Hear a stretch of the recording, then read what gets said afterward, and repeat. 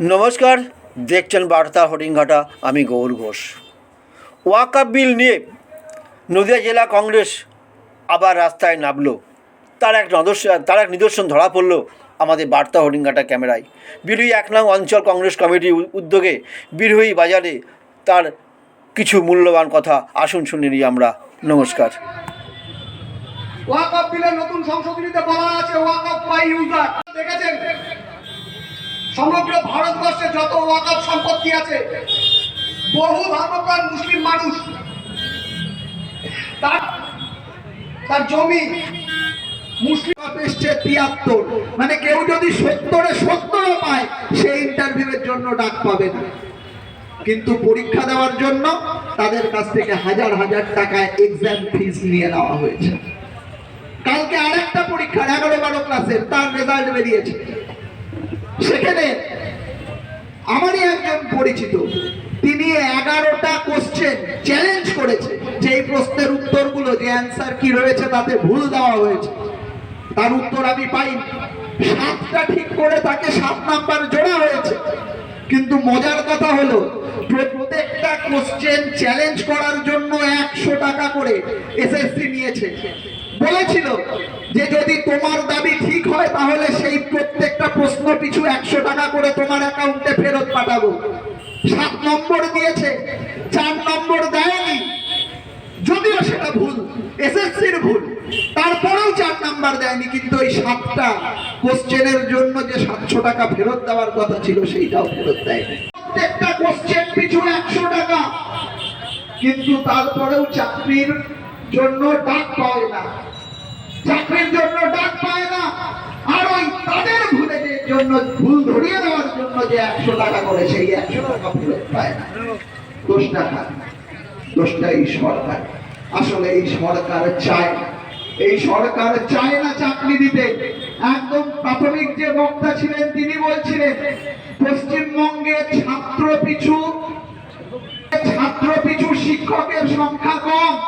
কেবলমাত্র ছাত্র পিছু শিক্ষকের সংখ্যা কম নয়, ছাত্রও কমে গেছে বিগত দিনে।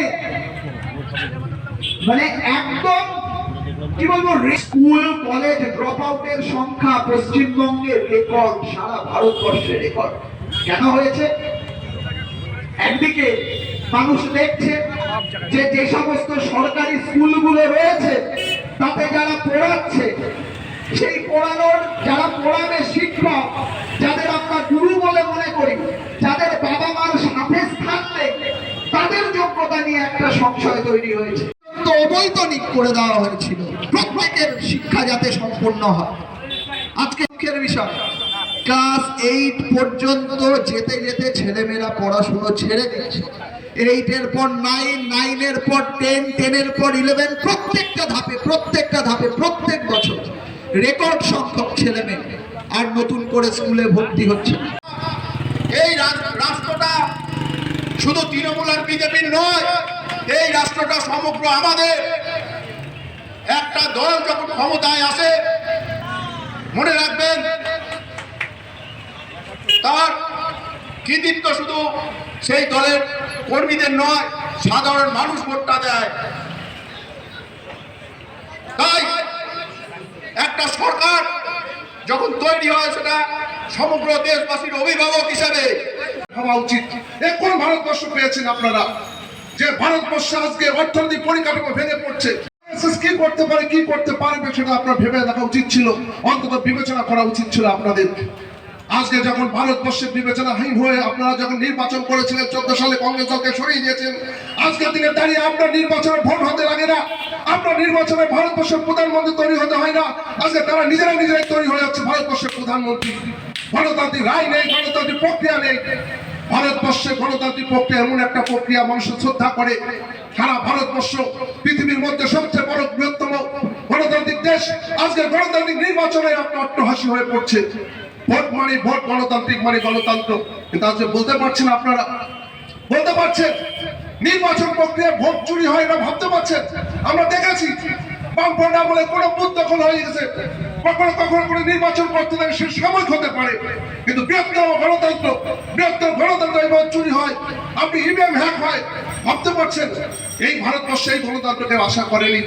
আপনার নির্বাচনে আপনার ভোটে যে ভারতবর্ষের প্রধানমন্ত্রী তৈরি হবে না, তাহলে আপনার কোনো নোটবন্দি করুন, কিন্তু হঠকারী সিদ্ধান্তের জন্য ভারতবর্ষে নোটবন্দিতে কি পেল ভারতবর্ষ আপনারা একবার ভেবে দেখুন। নোটবন্দিতে জাল টাকা পেয়েছে, কালো টাকা পেয়েছে, কত টাকা পেয়েছে, তার থেকে বেশি টাকা লেগেছে নোট সাজাতে, নোট তৈরি করতে। দক্ষিণে আজকে বিরোহী বাজারে পথসভা উদ্দেশ্যমূলত কী ছিল?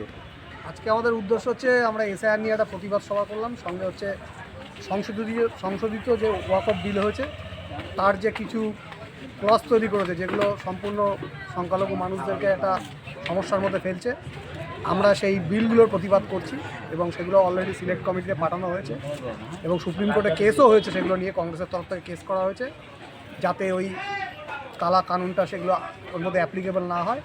সেই নিয়ে আজকে আমাদের মানুষকে সচেতন করা এবং প্রতিবাদ সভা। এছাড়া আর কোনো প্রোগ্রাম কি আপনারা করলেন আজকে বিরোহী কোথাও না জাগুলি হরিণঘাটে? আজকে আমাদের এই প্রোগ্রামই আছে এবং আগামীতে নদিয়া জেলাতে আগামী 18 তারিখে আমাদের প্রদেশ সভাপতি শুভঙ্কর সরকার এবং আমাদের নেতা অধীর চৌধুরী এবং সঙ্গে আমাদের যে পশ্চিমবঙ্গের পর্যবেক্ষক গোলাম আহমেদ মীর উনি আসছেন, তারই প্রচারের জন্য আজকে আমাদের এই সভা। কি নাম আপনার? সভাটা করেছি। কী নাম আপনার?